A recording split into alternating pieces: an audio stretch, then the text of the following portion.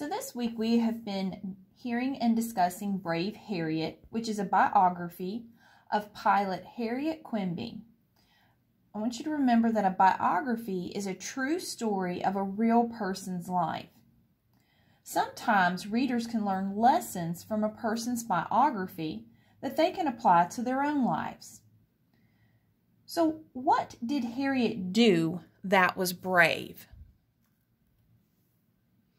Pause the video and type your response in the comment box below. When you are finished, resume the video. What did you learn about the way Harriet lived her life that you would like to remember and use in your own life? So let's think about some of the things that Harriet did. And remember, she was the first female pilot who crossed the English Channel. So think about, what did you learn about the way Harriet lived her life that you would like to remember and use in your own life? Pause the video and type your response in the comment box below. When you are finished, resume the video.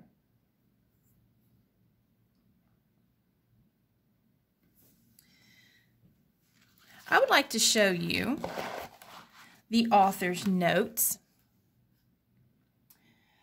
Sometimes authors include a note to give readers more information about the biography that they're writing about. In this case, this note is giving us more information about Harriet Quimby. I want you to listen very carefully as I read the note out loud. And I want you to pay attention to anything new that you can learn about Harriet's life. This story is based on the life of Harriet Quimby, the first American woman to receive a pilot's license and the first woman to fly solo across the English Channel. The descriptions of her flight are taken from the newspaper article she wrote about as a reporter for the New York Herald. When Harriet made her flight in 1912, the aeroplane was still young as a machine, a wooden open-air contraption that looked about as strong as a good box kite. More than a decade would pass before planes would have the enclosed metal cockpits that we associate with Amelia Earhart and Charles Lindbergh. But there already existed a breed of daredevil pilots, and Harriet was among them. She made a name as an exhibition flyer, performing in the inauguration of the President of Mexico in 1911, then setting her sights on crossing the English Channel. Gustav Hamel, an early aviator, and an aviator is just a pilot, it's another word for a pilot, who had already successfully crossed the channel, did actually offer to trade places with Harriet. So convinced was he that the flight was beyond a woman's ability. Harriet proved him wrong, and she worked hard to promote commercial aviation, and that's to get ordinary people interested in traveling by plane, which is what we do every day now, and a place for women within it. She even foresaw a day when passengers would regularly be carried on flights of 50 or 60 miles. So Harriet was able to see the future and what she hoped that airplanes would become, which is what we have now, where people fly all over the world to get to different places. Unfortunately for Harriet, her landing in France coincided, which means happened at the same time, with the news of the sinking of the Titanic. The newspapers were filled with news of the tragedy, and Harriet's feet didn't even make the back pages of the New York Herald.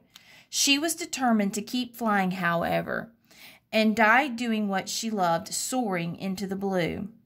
The Boston Post, which was a newspaper, wrote of her death, "Ambitious to be among the pathfinders, she took her chances like a man and died like one.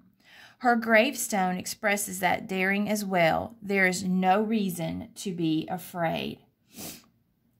When it said she died doing what she loved, soaring into the blue. She passed away in a airplane crash. So, I would like for you to now reread this author's note independently, and when you are finished, I would like for you to type in the comment box below any additional information that you learned about Harriet Quimby's life.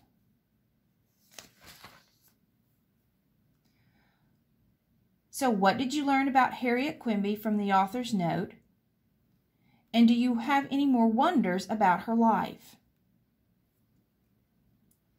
You may pause the video and type your responses to those questions in the comment box below. When you are done, resume the video.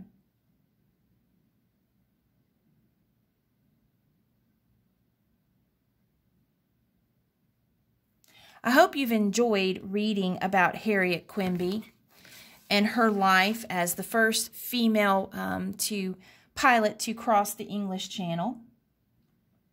I encourage you to be brave like Harriet and choose to have dreams that inspire others to be determined to search and look for their dreams as well.